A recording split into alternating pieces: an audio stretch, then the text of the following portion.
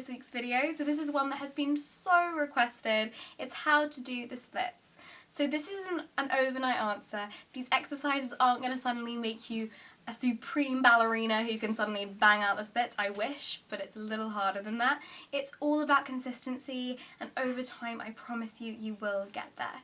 So these exercises will open up your hips, your hamstrings, and just keep kind of tabs on how you do, and make sure you never push yourself too hard, just going in and out of the stretch.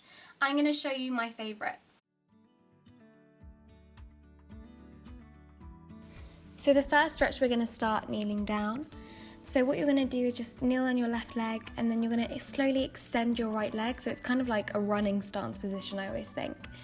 And you put both palms down, and in this position, you're kind of just flexing in and out of a nerve stretch with your hamstrings.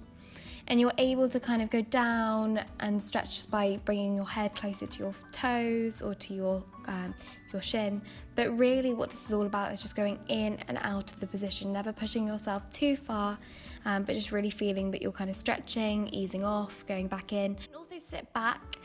And this is quite nice to be able to point and flex your foot, and it just kind of intensifies it a little bit. It's very much like what you would do with your front leg for a split.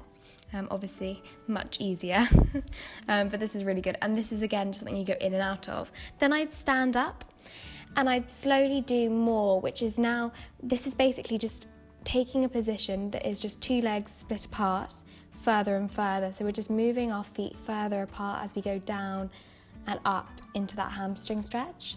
So this is quite a good one because eventually this is how you'd start before you go down into the splits. And for all these exercises, you're just going in and out, really using the breath. And then when you feel ready, and if it's not too hard, you can kind of move your foot forward and increase that stretch.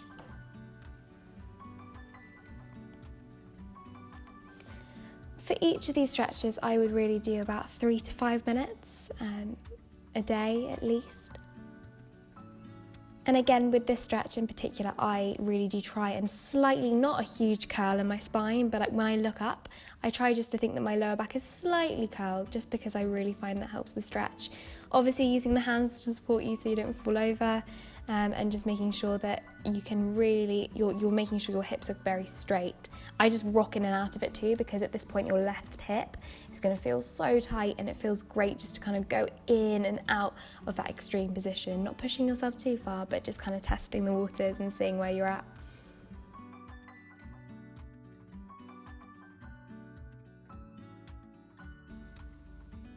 You can kneel down from here and just take a hip flexor stretch.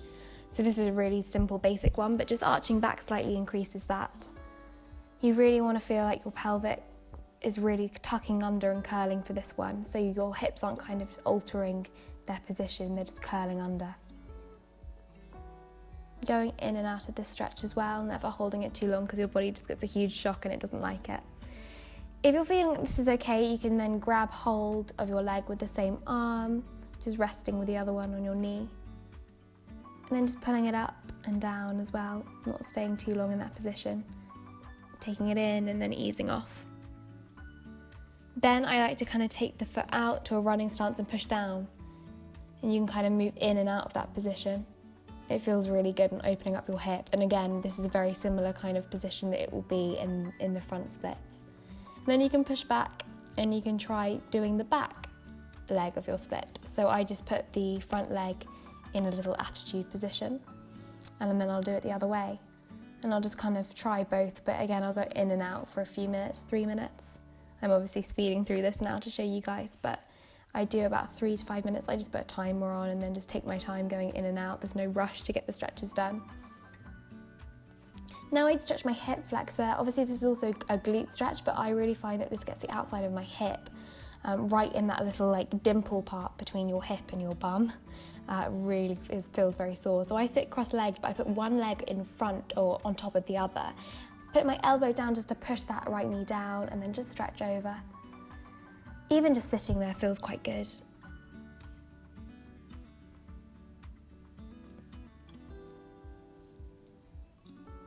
Now just to finish, you can really try and go as far as you can in that split without any pain. If you're feeling any pain at all except to stretch, you need to stop and you need to go back to just those 2 legs split apart going in and out in that hamstring stretch, one of the first ones we did.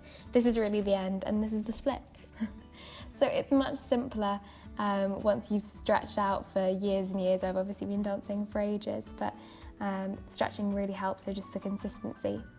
For a side split as well, you're really stretching that inner line, so you want to make sure you're foam rolling like there's no tomorrow, because if that's really tight, that kind of insertion into your knee on the inside of your leg, it's not going to be great. I'll just take a simple V here, and then I'll walk my hands forward, because I think if you're kind of going in and out of that position, it's a really good stretch, and your legs don't have to be as far out as mine. They can be in a really small V, but you'll still get that same stretch. So just as far as you can go, and this is the one for the middle split, so this is what you're after.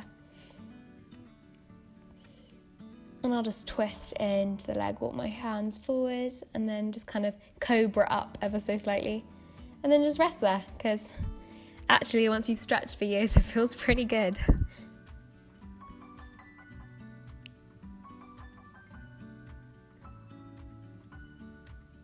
So there you go, you've got all your exercises, and then just take a rest. Basically what I do to really relax my psoas, which is that muscle that goes from your hips up to your stomach, is just pick my knees together and chill out there for a little bit. Thanks so much for watching, guys. I hope these exercises really help, and if over time you keep on working on them, I promise you'll eventually get there. So thanks, like this video if you did, let me know what you think in the comments below, subscribe if you haven't already, and I will see you here next time. Thanks. Pretty much. Nice work. See, that's what consistency and time does.